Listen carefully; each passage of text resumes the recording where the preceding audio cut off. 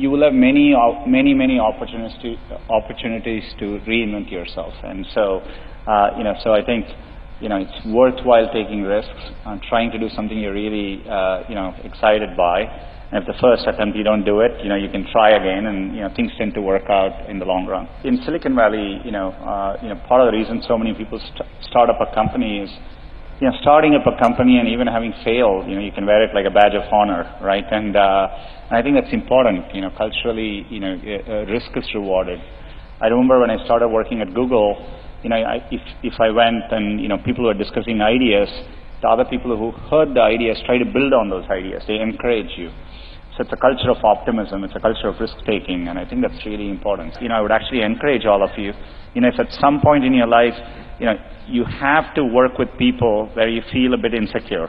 Right? That's essential, because that means you're working with people who are better than you and who are pushing you, right? And so I always encourage, if you actually feel very secure in what you do, that means you're doing something comfortable and you're not pushing yourself. When I see entrepreneurs here, they seem no different to me than the kind of people I meet in the Valley. So intrinsically, I think India can do the same kinds of things. And as the internet becomes more mainstream, people feel more confident. You have a much larger domestic market to tackle.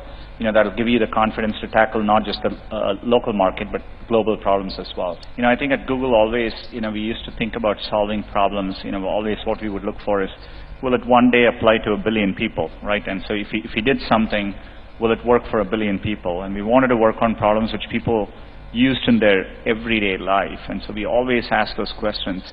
So everything we did, when we worked on even simple things like, at the time, Google Books, the approach was, what if we could scan all the books in the world and bring them online? And so there was an inherent assumption of scale in everything we thought, and so that really helped shape my thinking. If you look at the scale of Google, to do something, to do a product well, building the product is only one aspect of it, right? You want to be able to build it, you want to scale it, take it to market, how you take it to market, how do you market it, how do you sell it in certain cases, the end-to-end work that takes to make a product happen. It's a very cross-functional thing. So we hire people from all kinds of backgrounds. There are language majors at Google, people who have done history, people who have done business, commerce, and engineering. So, I'm confident. In fact, the majority of people at Google probably don't have computer science as an undergrad background overall. So follow your dreams, and you can work wherever you want.